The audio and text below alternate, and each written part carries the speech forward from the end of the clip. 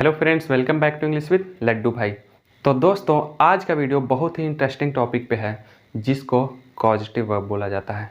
तो सबसे पहले हम ये बात करेंगे कि कॉजेटिव वर्ब होता क्या है और इसको क्यों पढ़ना चाहिए। ठीक है, तो देखिए, जब किसी वर्ब यानी एक्शन का वर्ड मीनिंग इंग्लिश में नहीं होता है, जी हाँ, ऐसे बहुत सारे वर्ड्स हैं जिनका इंग्लिश मीनिंग नहीं होता है, तो जिसका इंग्लिश मीनिंग नहीं होता है उसको कॉजेटिव वर्ब के सहारे बनाया जाता है। ठीक है, जैसे मैं अगर बोलता हूँ कि रोना, रोना का मतलब क्या होता है?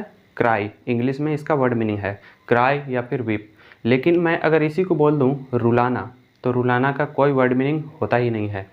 तो रुलाना का कॉजेटिव वर्ब का इस्तेमाल करके वर्ड मीनिंग बनाया जाएगा। ठीक है, इसी तरह सुलाना, इसका भी कोई वर्ड मीनिंग नहीं होगा। सोना का वर्ड मीनिंग होगा लेकिन सुलाना का नहीं होगा।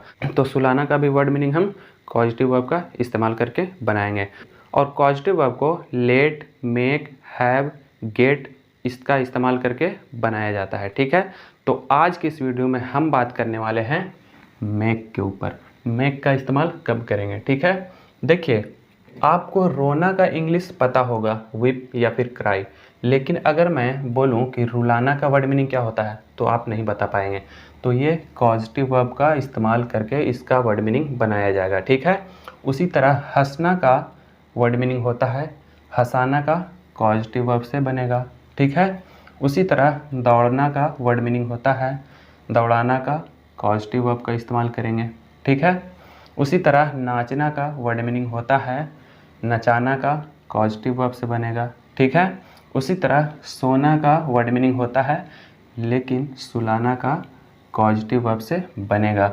और भी इसी तरह के बहुत सारे ऐसे वर्ड्स हैं। ठीक है, ईटीसी का मतलब और भी बहुत सारे हैं। ठीक है, तो इन सब का वर्ड मीनिंग इंग्लिश में आपको नहीं मिलेगा जिसको सर्कल किया हुआ है। ठीक है, तो इनको बनाने के लिए आप मेक का इस्तेमाल कर सकते हैं। ठीक है, तो वही चीज़ यहाँ पे लिखा हुआ है, make is used to force someone to do something. जी हाँ, मेक का इस्तेमाल हम किसी को फोर्स करने के लिए करते हैं, कुछ करने के लिए, भले ही उसका मन उस काम को करने के लिए हो या ना हो। ठीक है, मतलब हम फोर्स करेंगे कि तुम ये काम करो। तो मेक का इस्तेमाल हम कॉजेटिव वर्ब में किस तरह करते हैं? स्ट्रक्चर ये है, subject plus helping verb plus make plus person plus V1 plus object. और ये स्ट्रक्चर जो है ना, ये कोई ऐरा गैरा स्ट्रक्चर नहीं है, ये यूनिवर्सल स्ट्रक्चर है। यूनिवर्सल स्ट्रक्चर का मतलब क्या हुआ? आप इसका इस्तेमाल प्रेजेंट इंडेफिनिट में भी कर सकते हैं, पास्ट इंडेफिनिट में भी कर सकते हैं, प्रेजेंट कॉन्टिन्यूअस में भी कर सकते हैं, प्रेजेंट परफेक्ट में भी कर सकते हैं, पास्ट परफेक्ट में भी कर सकते हैं, फ्यूचर के भी किसी में कर सकते हैं। ठीक है, तो इसलिए इसको यूनिवर्सल स्ट्रक्चर कहा गया है। ठीक है, मतलब यूनिवर्सल स्ट्रक्चर है ये, तो हर टेंस पे काम करेगा ये स्ट्रक्चर। ठीक है, अब बात रहा यहाँ पे मेक को समझने का। जो भी समझना है यहीं पे समझना है। टेंस जब भी चेंज होता है तो उसका वर्ब चेंज होता है, यानी मेन वर्ब चेंज होता है। ठीक है, तो प्रेजेंट इंडेफिनिट में वर्ब का फर्स्ट फॉर्म या फिर फिफ्थ फॉर्म का इस्तेमाल किया जाता है। तो प्रेजेंट इंडेफिनिट में हम क्या करेंगे? मेक या फिर मेक्स लिखेंगे। अगर मेक्स लिखेंगे तो subject third person singular number का होना चाहिए। ठीक है, उसके साथ हम मेक्स लिखेंगे, बाकी सभी के साथ मेक लिखेंगे। उसी तरह अगर पास्ट इंडेफिनिट का हम इस्तेमाल करेंगे तो मेक के जगह मेड का इस्तेमाल करेंगे। ठीक है, और प्रेजेंट कॉन्टिन्यूअस में अगर बात करते हैं तो उसमें हम हेल्पिंग वर्ब का इस्तेमाल करेंगे। तो इज एम आर के बाद मेकिंग का इस्तेमाल करेंगे, यानी इसको V4 में बदल देंगे। ठीक है, उसके बाद पर्सन वर्ब का फर्स्ट फॉर्म ऑब्जेक्ट। ठीक है, तो चलिए पहला एग्जाम्पल देखते हैं। तुमने मुझे रुला दिया। ये सेंटेंस पास्ट इंडेफिनिट का है क्योंकि इसके आखिरी में या लगा हुआ है। तो हम जानते हैं कि पास्ट इंडेफिनिट का कोई हेल्पिंग वर्ब नहीं होता है अफर्मेटिव सेंटेंस में, यानी पॉजिटिव सेंटेंस में। तो हम यहाँ पे हेल्पिंग वर्ब का इस्तेमाल नहीं करेंगे, डायरेक्ट वर्ब पे जाएंगे। तो वर्ब का सेकंड फॉर्म का इस्तेमाल किया जाता है। तो उसी तरह मेक का हम सेकंड फॉर्म क्या करेंगे? मेड का इस्तेमाल करेंगे। ठीक है, तो तुमने मुझे रुला दिया, यू मेड मी, मी मतलब पर्सन, मुझे। ठीक है, यू मेड मी क्राई, तुमने मुझे रुला दिया। ऑब्जेक्ट नहीं है तो ऑब्जेक्ट नहीं लगाएंगे। ठीक है, cry, you made me cry, तुमने मुझे रुला दिया। मेक का सेकंड फॉर्म मेड होता है, क्योंकि ये पास्ट इंडेफिनिट का सेंटेंस है और पास्ट इंडेफिनिट में सेकंड फॉर्म का ही इस्तेमाल किया जाता है। ठीक है, तो मेक से मेड में बदल गया। ठीक है, जो भी चेंजिंग होगा यहीं पे चेंज होगा। मेक को ही हम बदलेंगे टेंस वाइज। ठीक है, वो टेंस भी बदल जाएगा। और ये यूनिवर्सल स्ट्रक्चर है, क्योंकि मैं उधर लिख दिया हूँ, इस पर किसी भी टेंस को हम ट्रांसलेट कर सकते हैं। ठीक है, दूसरा एग्जाम्पल है, मैं उसे हंसाता हूँ। ये ता हूँ लगा हुआ लास्ट में, यानी प्रेजेंट इंडेफिनिट है। तो प्रेजेंट इंडेफिनिट का भी कोई हेल्पिंग वर्ब नहीं होता है पॉजिटिव सेंटेंस में, अफर्मेटिव सेंटेंस में। डायरेक्ट वर्ब का फर्स्ट फॉर्म या फिर वर्ब का फिफ्थ फॉर्म लगता है। ठीक है, तो सब्जेक्ट के बाद डायरेक्ट हम मेक या फिर मेक्स का इस्तेमाल करेंगे। अगर हमारा subject third person singular number का होगा तो मेक्स लिखेंगे और बाकी सभी के साथ मेक लिखेंगे। ठीक है, तो हमारा सब्जेक्ट क्या है, आई, यानी फर्स्ट पर्सन सिंगुलर नंबर है, तो हम मेक का इस्तेमाल करेंगे। आई मेक हिम लाफ, मैं उसे हंसाता हूँ। Laugh, I make him laugh, मैं उसे हंसाता हूँ।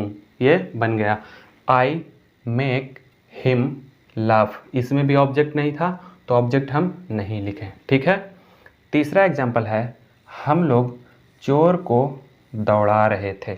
यहाँ पे रहे थे लगा हुआ है, यानी ये सेंटेंस पास्ट कॉन्टिन्यूअस का है।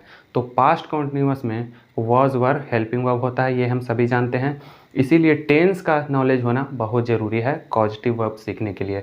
और टेंस का प्लेलिस्ट ऑलरेडी मेरे चैनल पे बना हुआ है, आप मेरे चैनल पे जाइए, प्लेलिस्ट में आप जाकर टेंस को बहुत ही आसानी से समझ सकते हैं, क्योंकि हर एक टेंस को मैं बहुत ही बारीकी में समझाने की कोशिश किया हूँ। ठीक है, तो टेंस आप पहले समझ जाइए, उसके बाद ये आपको बहुत ही आसानी से समझ में आ जाएगा। ठीक है, तो सेंटेंस हमारा क्या है, हम लोग चोर को दौड़ा रहे थे, यानी कॉन्टिन्यूअस सेंटेंस है। तो we were making the thief run. Run, we were making the thief run, हम लोग चोर को दौड़ा रहे थे। ठीक है, चौथा एग्जाम्पल है, मैं उसे पानी पिलाता हूँ। ये प्रेजेंट इंडेफिनिट है, क्योंकि इसके आखिरी में ता हूँ लगा हुआ है। ठीक है, तो मैं उसे पानी पिलाता हूँ। आई मेक, क्योंकि प्रेजेंट इंडेफिनिट है तो इसमें हेल्पिंग वर्ब नहीं लगेगा। I make him drink water, I make him drink water, मैं उसे पानी पिलाता हूँ। ठीक है,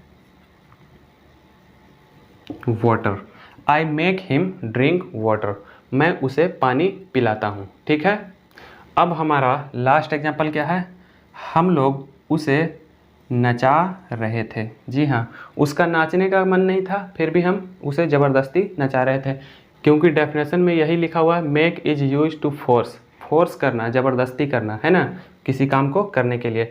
उसका नाचने का मन नहीं था, फिर भी हम लोग नचा रहे थे। ठीक है, हम लोग उसे नचा रहे थे।